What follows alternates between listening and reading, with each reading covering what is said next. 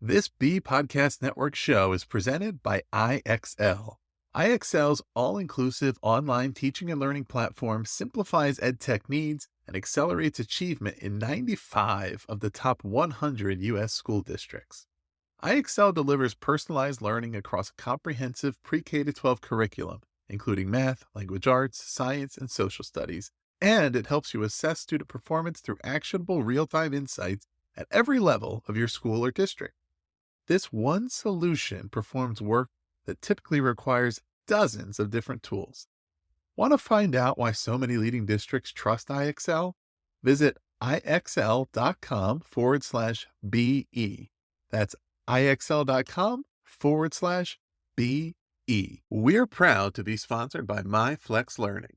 MyFlex Learning is a scheduling platform that helps middle and high schools meet the individual needs of all students. Schools can easily create and manage time for flex blocks, win time, activity periods, RTI, counselor and teacher appointments, and much more. And with its built-in accountability tool and reporting features, MyFlex Learning solves your challenges around getting kids where they need to be and understanding how flex time is spent. Make your flex time work for you. Visit myflexlearning.com/BE to learn more and receive $500 off the first year. That's myflexlearning.com/BE.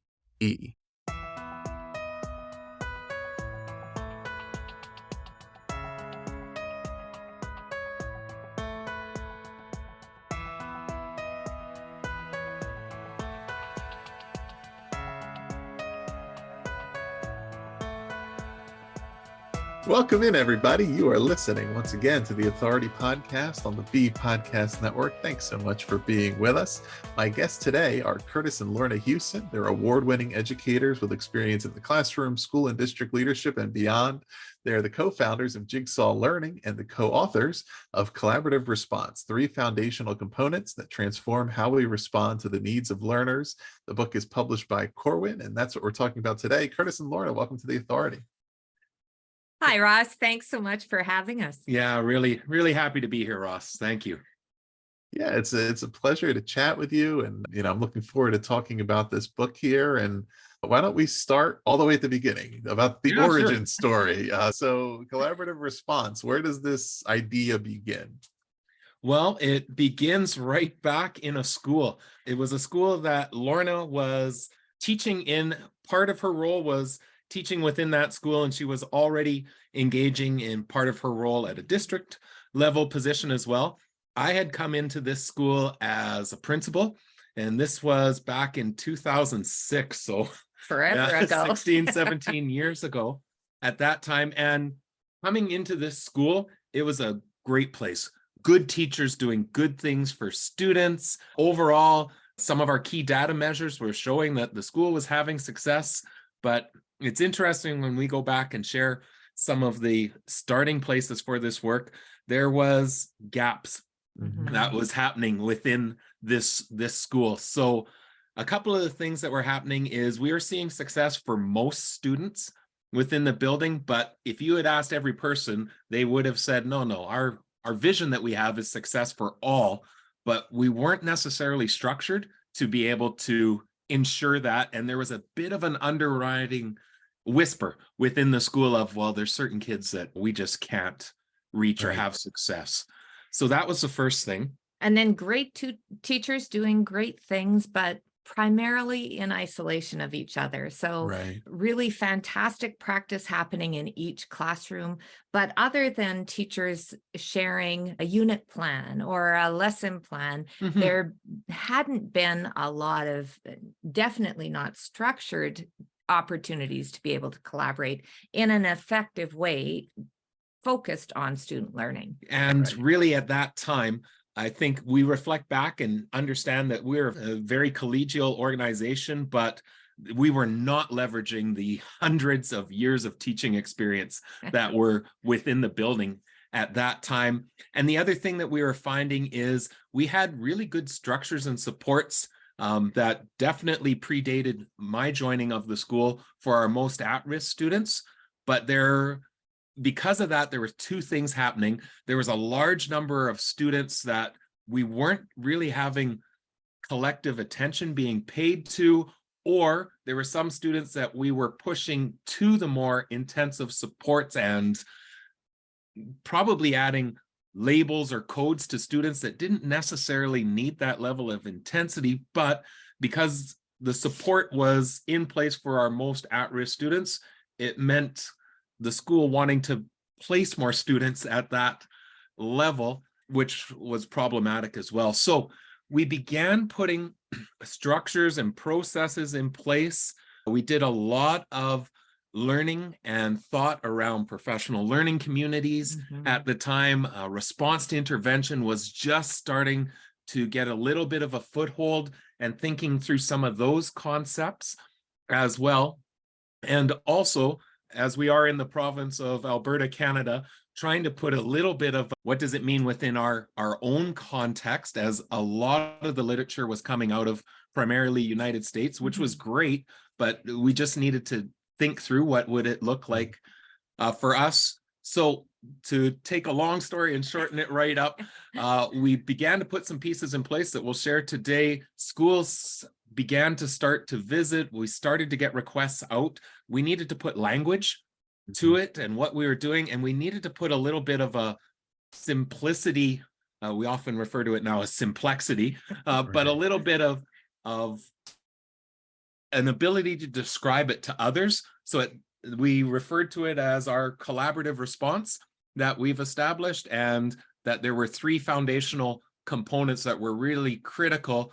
But we also know that as we've engaged in this work now over almost 2 decades, it's not as simple as just 3 foundational components. The interconnectivity and connections between all 3 that we'll explore here today is really, really important and complex work in an organization.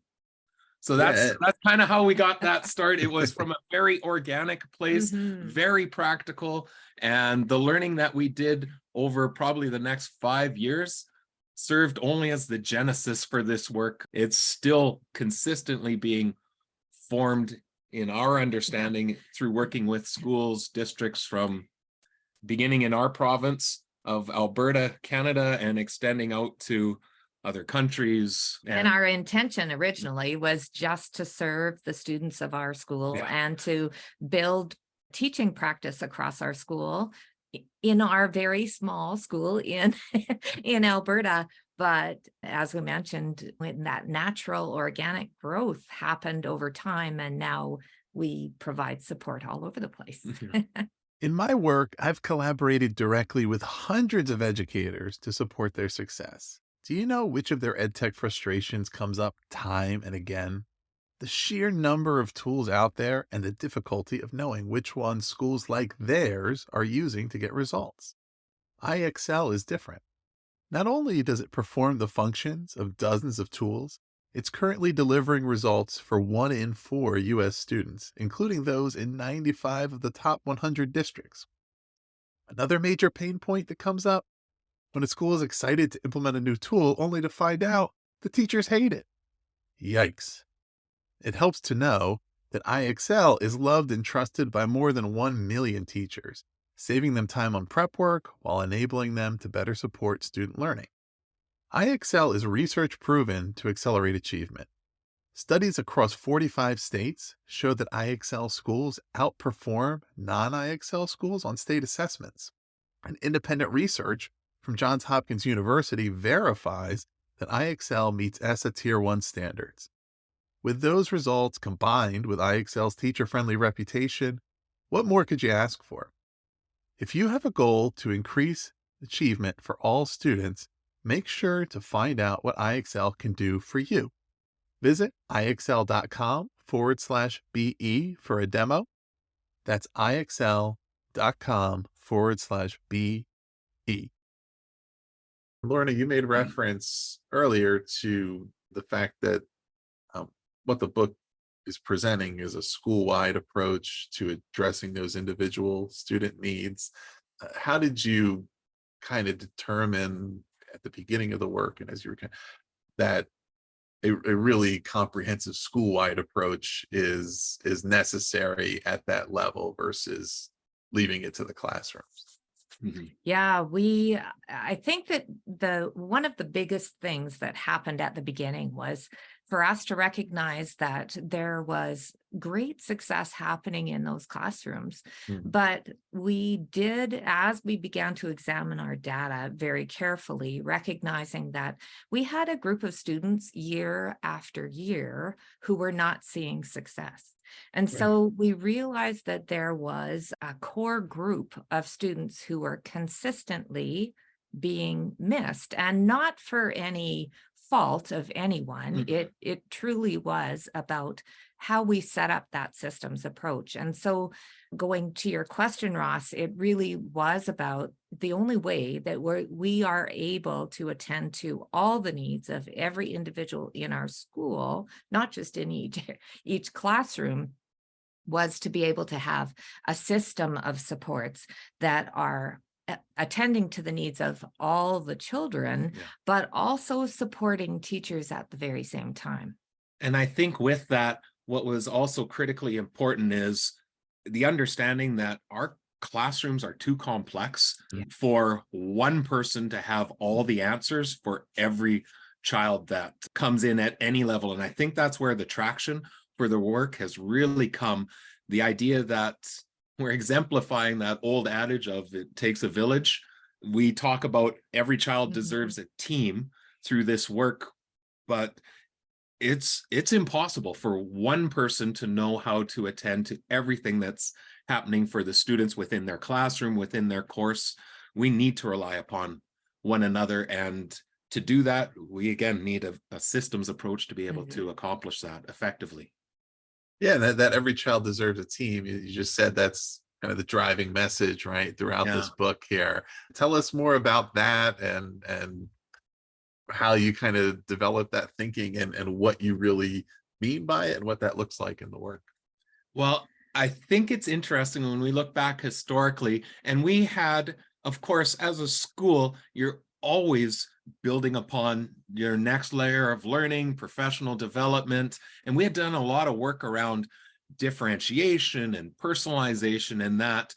But I think one of the errors of thought that came through some of that was the idea of building a plan for every child, because sustaining that is incredibly hard. And I think that's been one of the things within the education realm, is that idea of personalization being about, well, if you have 25 students in your class, you probably need 25 plans or 25 lessons if you're truly differentiating.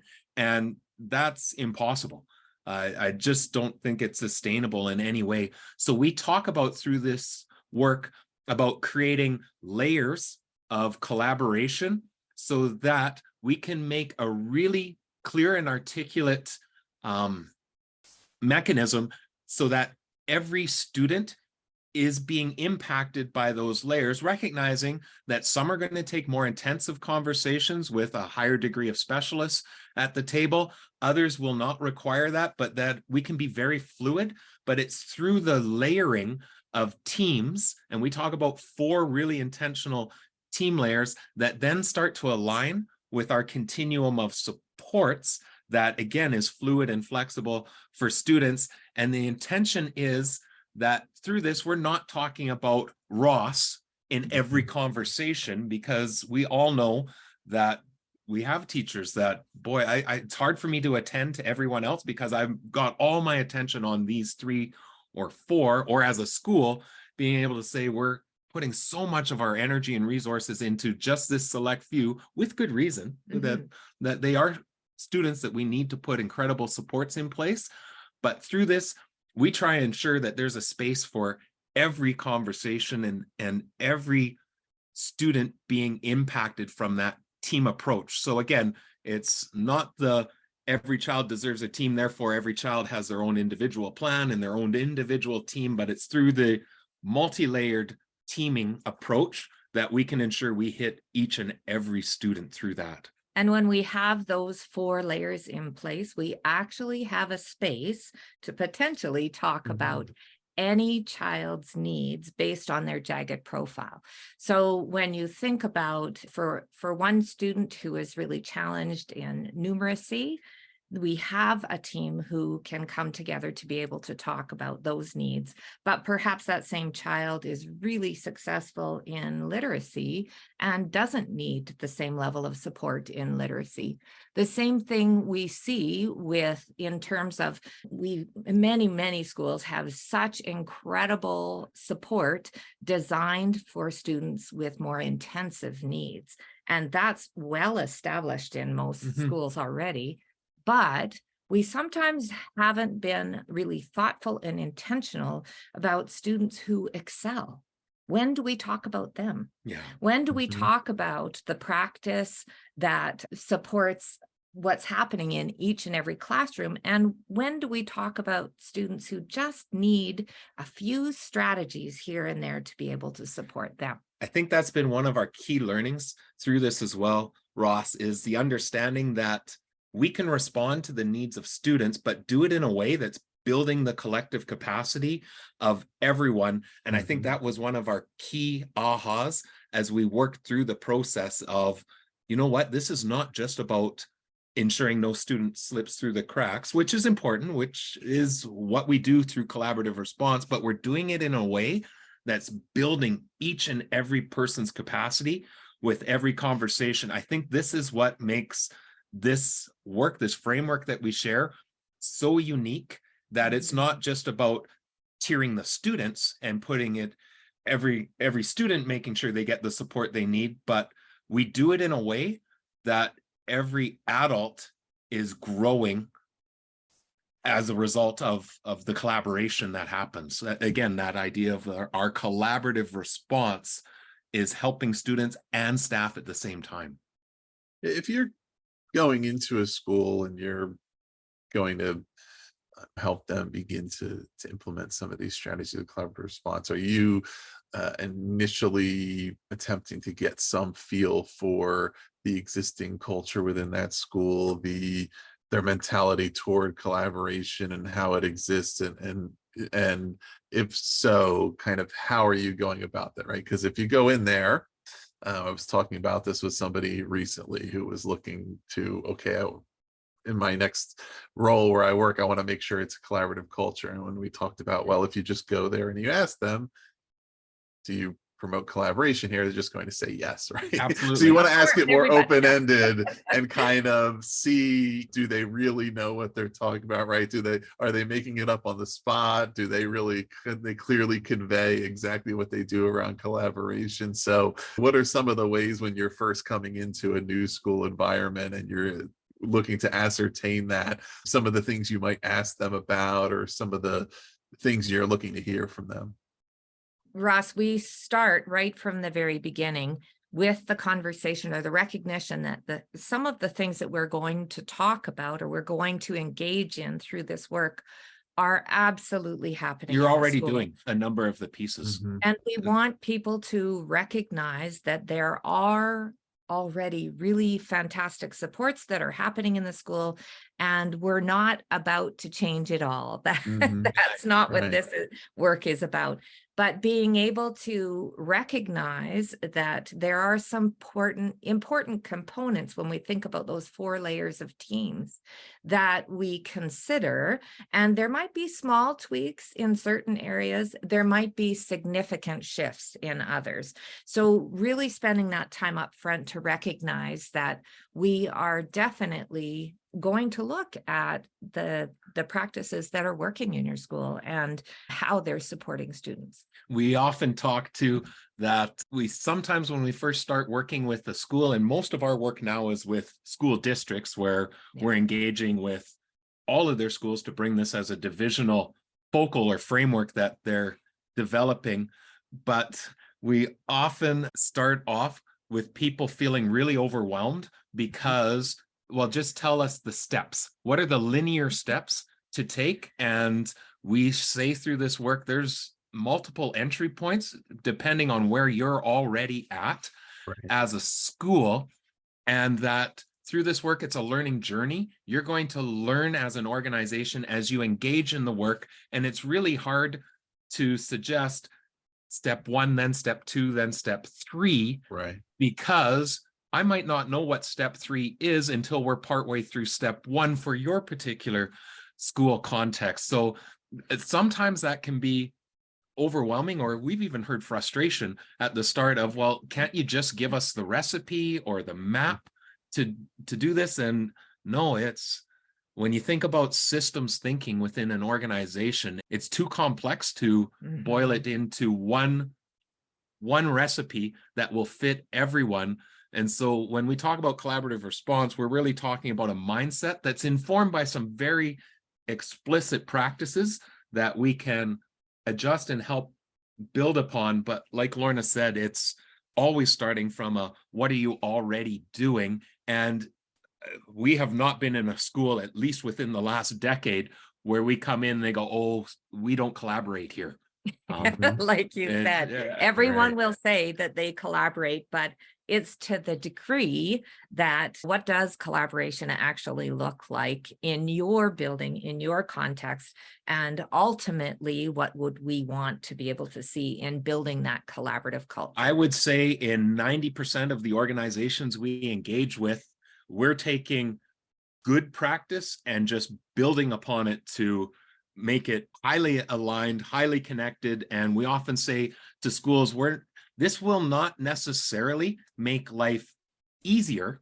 This is hard work that we're engaging in, but you will certainly see more impact for your efforts come out, that we will see more success for students, and working better together. We also have really seen impact around wellness for the adults when we feel supported, when we feel part of a really impactful team, I feel really isolated within my classroom, because it can be an isolating profession if intentional processes and structures are not in place, for sure. Yeah. And so, in the opening, I introduced the title of the book and the subtitle, 3 Foundational Components That Transform How We Respond to the Needs of Learners. So what are those 3 components that are covered in the book? Yeah, so just to give that quick overview, the first one is collaborative structures and processes. And it's within that we talk about 4 very intentional layers of collaboration. We would argue through our experiences, every school needs all 4 of the layers that we talk about. And we often say the good news is you likely have at least 2, if not 3 of them already in place. It's within that foundational component that we talk about a very specific type of meeting that is radically different than the way most schools engage, but we still understand that there's layers of that collaboration that's in place. So that's the first.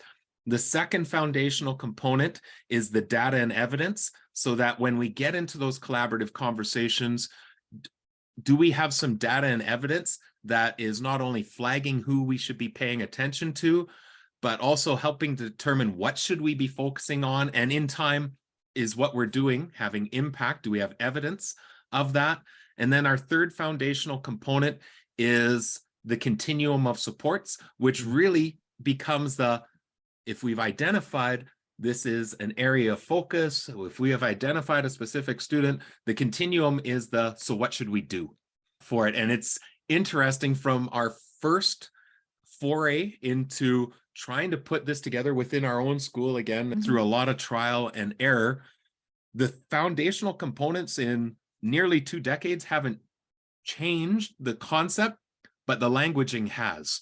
We've evolved and understood that this third component that we used to refer to as a pyramid of interventions, which at the time was very consistent with the response to intervention language and professional learning communities, we actually found that was not actually the aligned languaging that clearly shares what it is that we're doing through that foundational component. So those 3 are really critical. And again, we would say through this work, we've seen us having to pull them apart to understand, but then it's the putting all 3 of them together in a really succinct way that we get to that place of schools feeling like they're accomplishing more with the same resources they've always had, with the same people. Really, what we're trying to do is maximize and leverage expertise within the building through those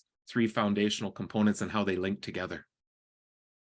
And you mentioned response to intervention. And so there may be some similarities in approaches and terminologies that people would hear between RTI, MTSS, and your collaborative response. Can you describe that a little bit? Where if there are some similarities and differences and with those processes that some of our listeners may be quite familiar with?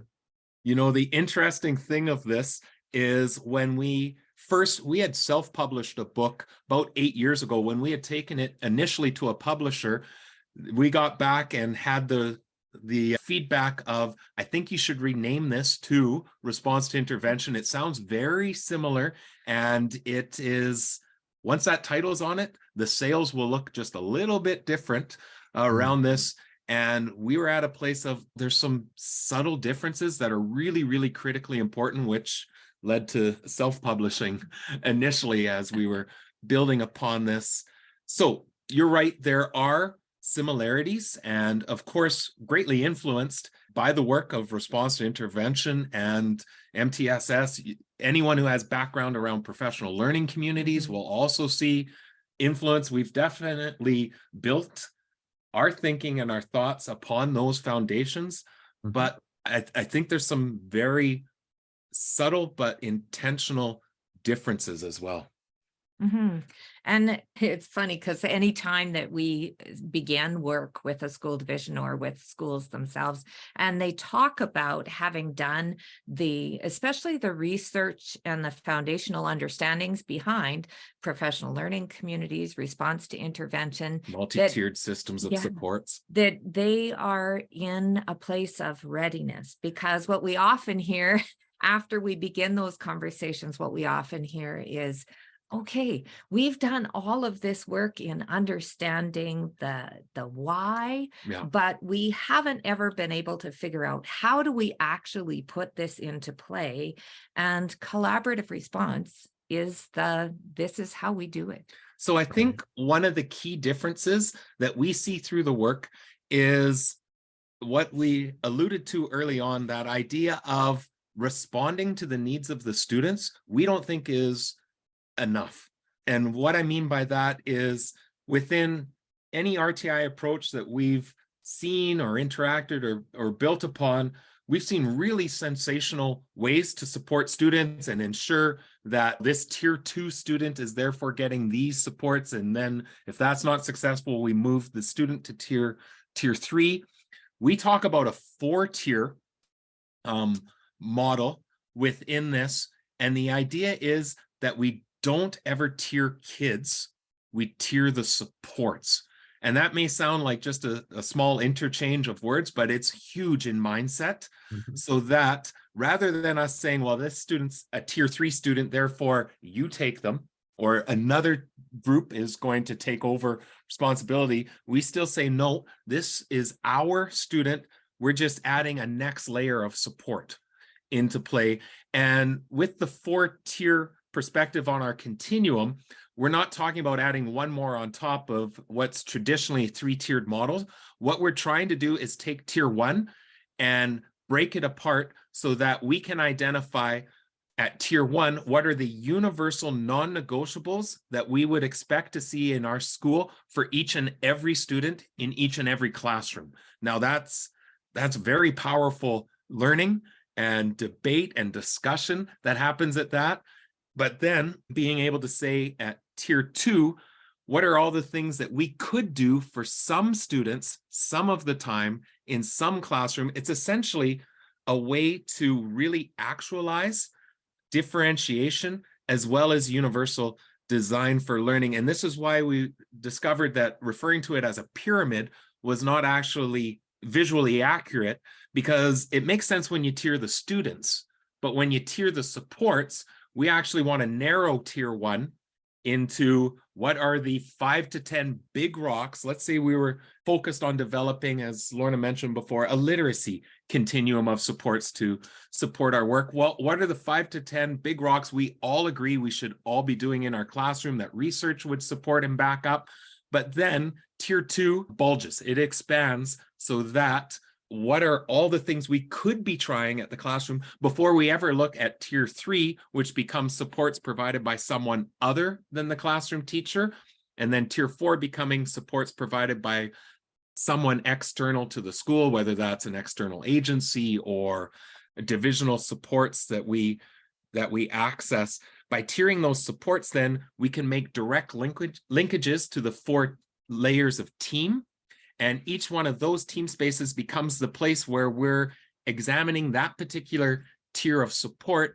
And it's all about engaging in a conversation that's going to make everybody stronger as we're actualizing that continuum of supports. And now a quick break for a word from our sponsor, MyFlex Learning. Let's talk about flex time in schools. The potential benefits to our students make it totally worth exploring. There's more time for personalized learning, increased choice and agency for students, and the increased engagement that comes along with it, dedicated time for intervention, and overall, as school leaders, it provides you and your faculty more tools to increase academic achievement. But the implementation and management of flex time can be a challenge. Tricky logistics and a lack of clear accountability systems can prevent teachers from buying in. It can hold you back from ensuring students make good use of their time. That's why I'm pleased to share that MyFlex Learning provides a solution to these challenges and more. MyFlex Learning helps you create and manage flexible time for any purpose. And with the seamless SIS integration, a student locator, flexible daily rostering, and intuitive mobile app, it eliminates the common challenges of implementation and management. If you want to see for yourself, visit myflexlearning.com/BE to learn more and receive $500 off the first year of use. That's myflexlearning.com/BE. You'll learn all about MyFlex Learning, what it can do for your school, and you'll receive a $500 off offer for your first year. Check it out. Our continuum of supports is really about our response.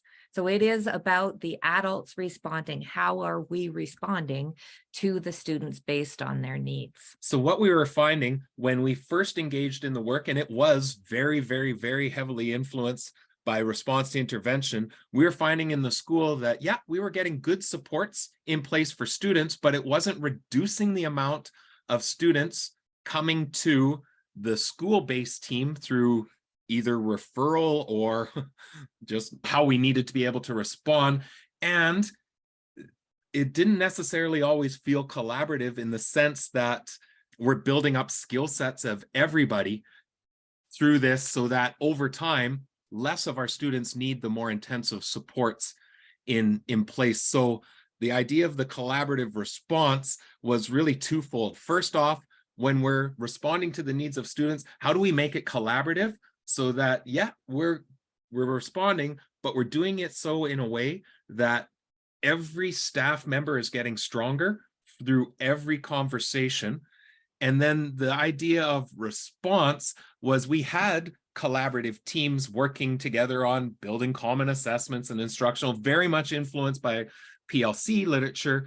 And the problem was sometimes what teams were working on or doing wasn't always responsive to what was happening in the day-to-day within the classroom. Now, as we got better with data, that began to get tighter over time, but there was a gap there, and it was really about how do we build up strong differentiated practice within the school, which is why we often say the heart of collaborative response is what we refer to as the collaborative team meeting. It's one of the layers that directly aligns to that tier 2, which for us is classroom practice that we put in place for some students some of the time. It's basically what is our collective toolbox of differentiated practice, and how do we keep building and expanding on that with each and every conversation about students, so that everyone's getting stronger through the process.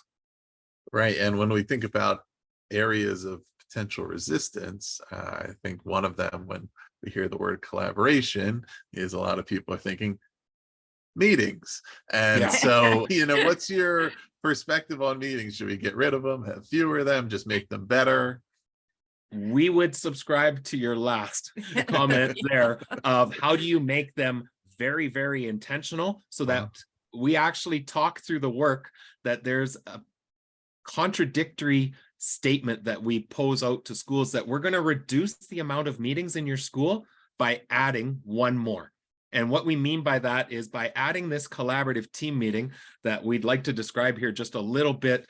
It's very, very intentional in its design. It's tight in the process, but in time, it's going to reduce the number of meetings that are happening in the building. And we're talking not just formalized meetings, but the hallway conversations, the after school conversations, because by introducing this collaborative team meeting, which is intended to be happening every 3 to 5 weeks, essentially monthly in place, you're going to build up more and more and more capacity, more sharing of ideas and strategies. When we introduce it into schools, the typical response is, this feels different than a lot of our conversations about, so it feels way more action focused, way more solutions oriented.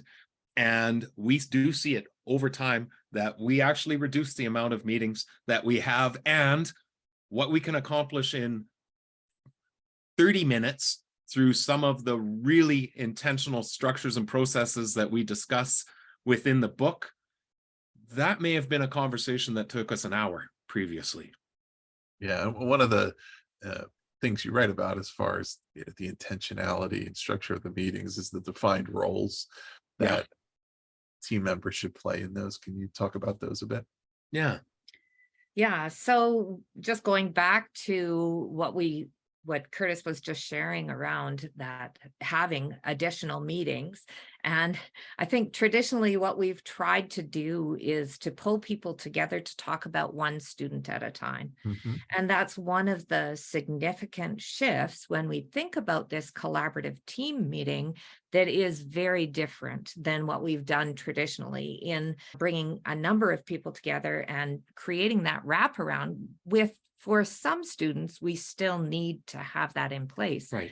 But there are a lot of things that we can be doing as a collaborative team to be able to meet the needs of multiple students rather than one at a time. So you mentioned that idea of having roles, and that's one of the critical components of a collaborative team meeting, is that we establish roles within our team to ensure that there are certain things that are attended to. And we'd say that there are 3 really critical roles: facilitator, of course, who leads the meeting; record keeper, who records the actions and the decisions that are happening; and then a timekeeper.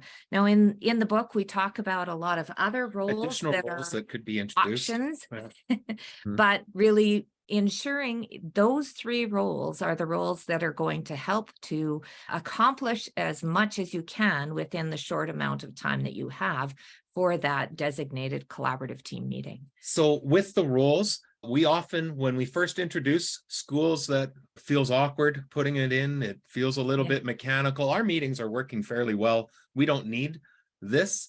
And we undoubtedly, through the conversation, each one of them come back and say, okay, this actually has taken what we thought was working really well. And now our efficiency, effectiveness, and productivity has just gone to a new level by putting some of the really intentional meeting structures in place, like determining of the roles, like the infusion of norms that are built in, like coming prepared with a pre-meeting organizer so that we're ready for the conversation.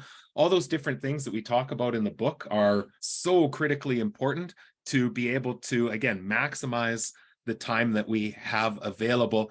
It's funny too, when we first started this work, we didn't understand the use of roles. And as a principal, I come in to lead these conversations, and I thought I was doing everyone a favor by, taking the lead. And at that point, I would say I wasn't facilitating, I was chairing the meetings.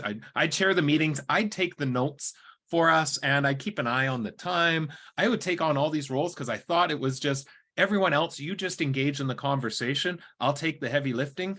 And it was the wrong thinking, because I wasn't building capacity among anyone within the table. We now see schools where they can come in place and say, all right, who's facilitating today?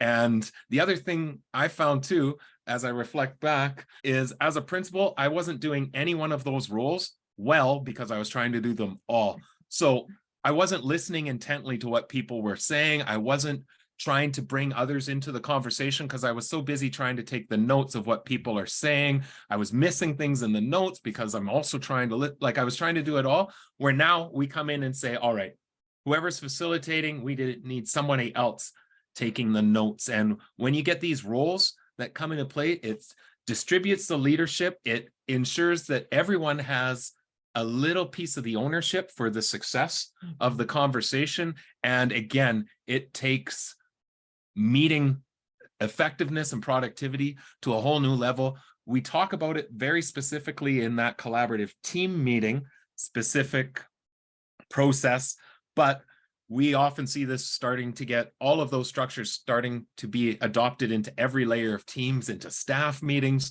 because they work. What would be on your end of meeting checklist if you were recapping and trying to determine, was that a good meeting? Was that an effective meeting? So I think, Ross, to answer that, why don't we take one step back and just give a quick explanation of the 4 layers of team and why that second layer of the collaborative team meeting was so important, because I think it'll help inform the response to the question you just asked. So within our school, and we see it in many, many schools, 3 of these layers are typically in place, especially if there's been any work done around professional learning communities or response to intervention type work or tiered supports. Our first layer we talk about is collaborative planning. Do teachers have opportunities to come together and work? And any school that's done any work around professional learning communities go, yeah, we've got a fairly good handle on that. This is just an opportunity for teachers to come together to look at curriculum, look at instruction, do some planning, creating common assessments. So that's that first layer of team. I'm going to skip the second one to go to the third and fourth for where we were at as a school, and then why the second layer became really important. That third layer, we refer to it as the school support team. Within our school at the time, it involved the principal, the assistant principal, we had a learning support teacher, we had a family school liaison that worked between us and the high school. The 4 of us would meet every Thursday morning to be able to discuss the students that were being referred, be able to put plans in place for additional students.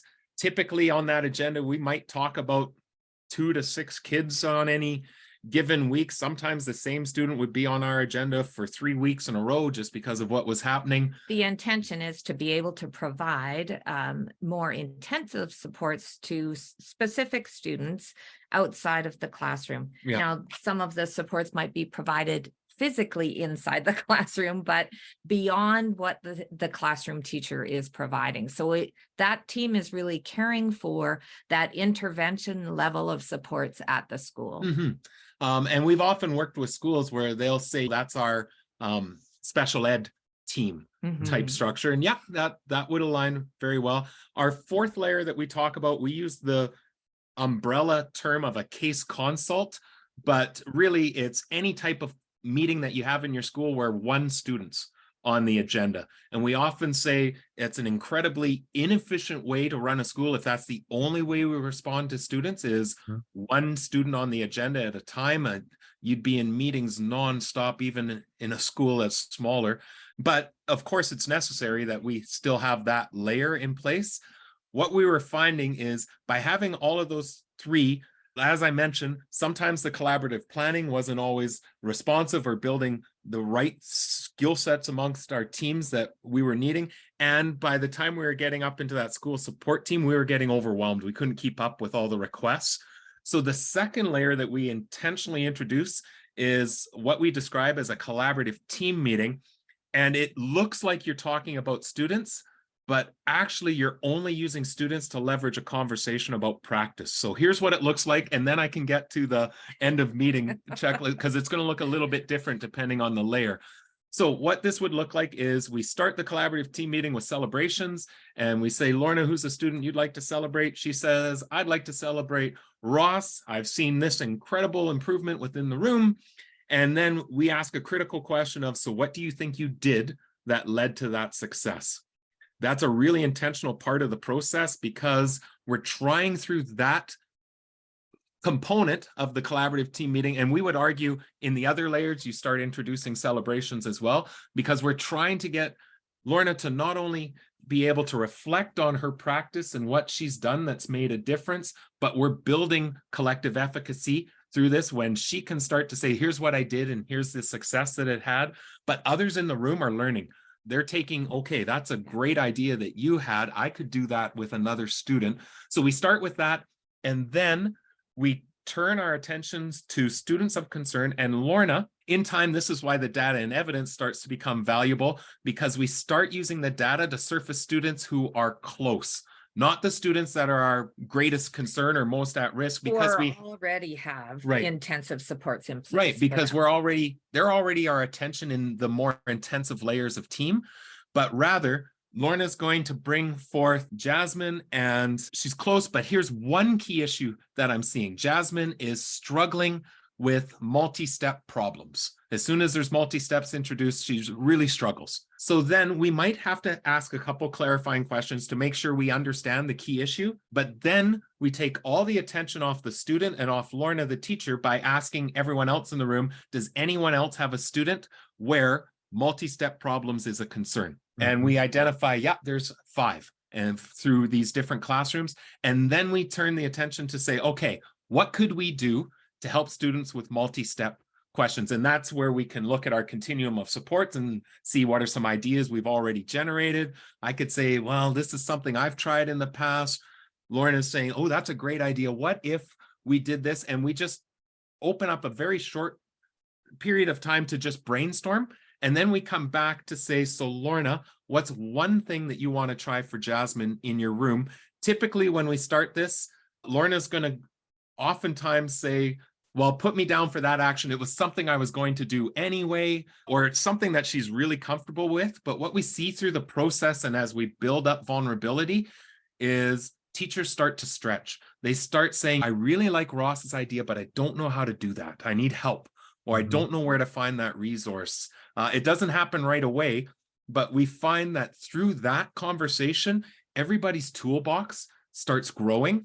Everyone starts to understand, if I'm struggling in this, this might be a person I should talk to because they've had really good ideas. And it's creating space where everyone's walking away with actions, but it's not that I've come for somebody else to take this student or for I've done everything that I can. It's trying to create a space where what else could we be trying before we need to move Jasmine's conversation up to the next layer of team. So to go back to your original question, that end of meeting, it really depends where we're at. In the collaborative team meeting, we often end with, does everyone understand the actions they're going to take away?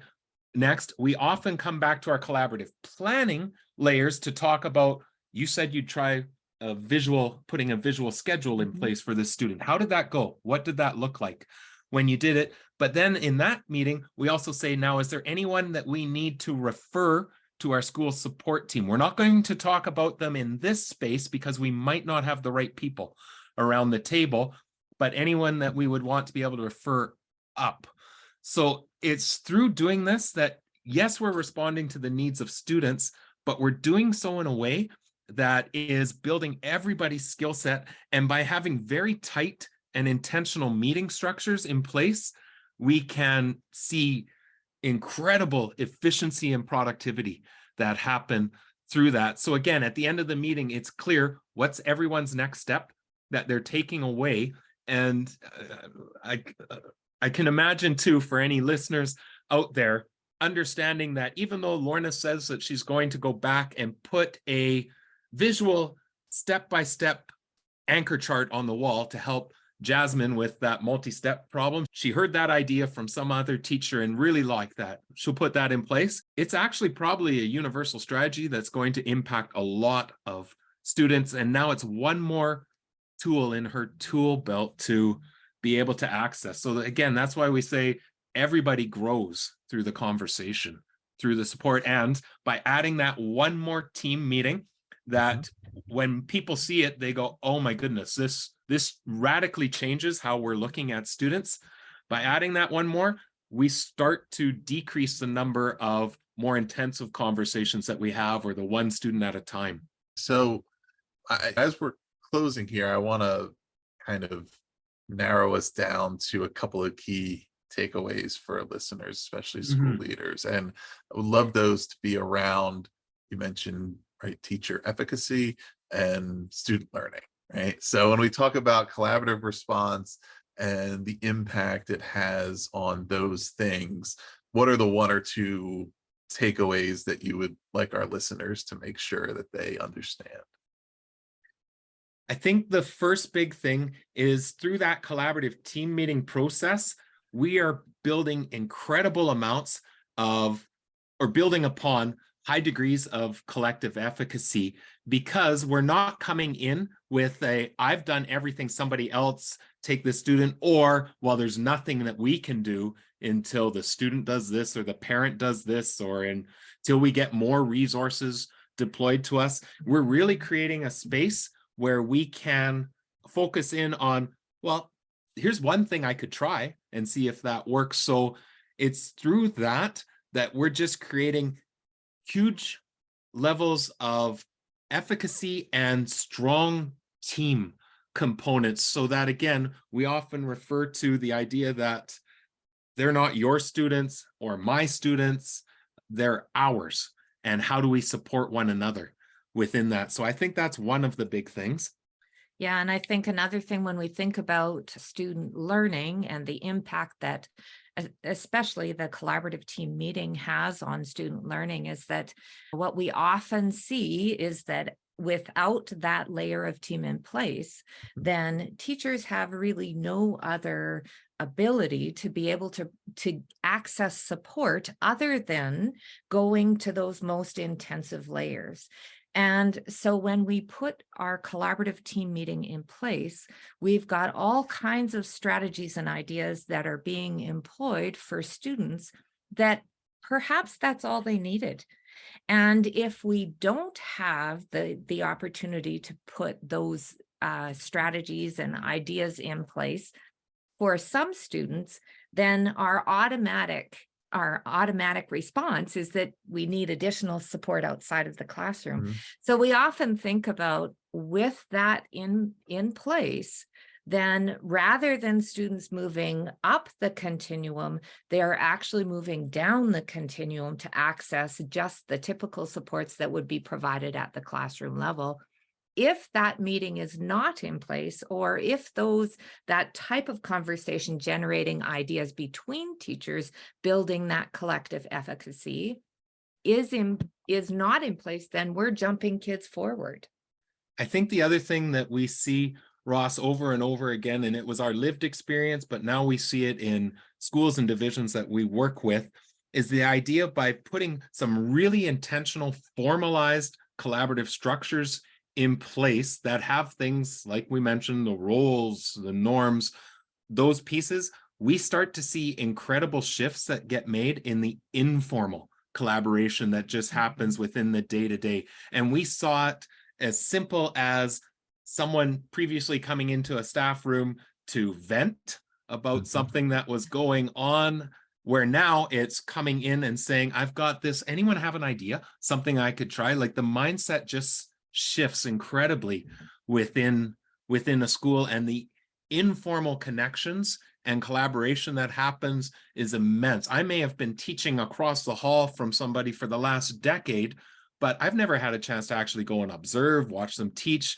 When I get into these conversations and they reveal, well, here's what I do in my room, here's a website that I utilize, here's a resource I've found really effective, that may open up a professional doorway that I never really understood what that person does. And that might be somebody that next time I have an area that I'm not sure where to go next, I'm going to go down the hall and reach out to that person as well. It's the informal collaboration and connection just becomes absolutely massive. We were talking last week with a staff member in a very large high school that said when they had implemented this approach, the connections between staff members just have intensified, which has been really, really critical to just general well-being within the school. Nobody feels alone. And especially in a high school where they're often meeting as departments,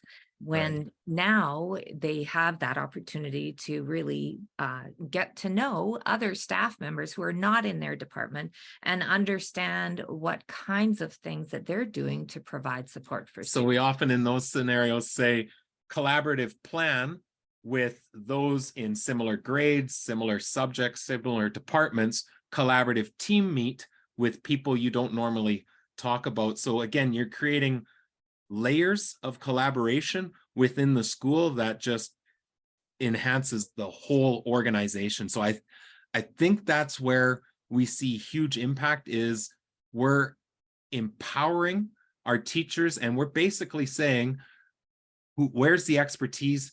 How do we leverage it? And we do good things in this building. How can it impact more and more students? And ultimately creating that powerful culture of collaboration. Absolutely.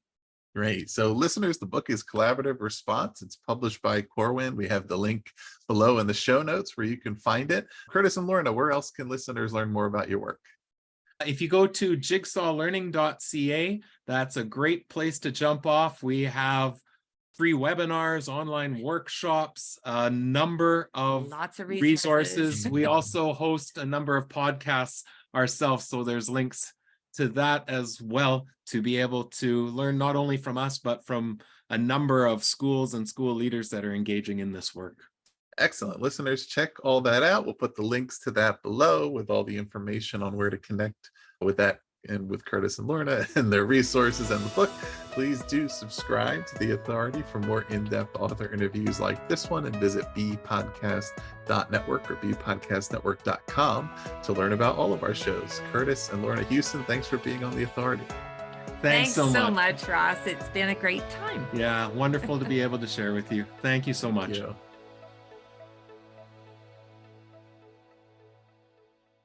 This has been The Authority Podcast, hosted by Ross Romano, edited by Gage Sanderson.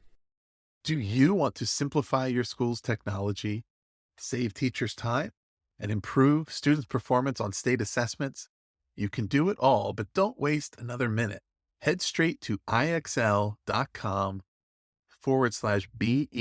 to learn how IXL's research-proven teaching and learning platform can help you achieve all of these goals. That's ixl.com/BE.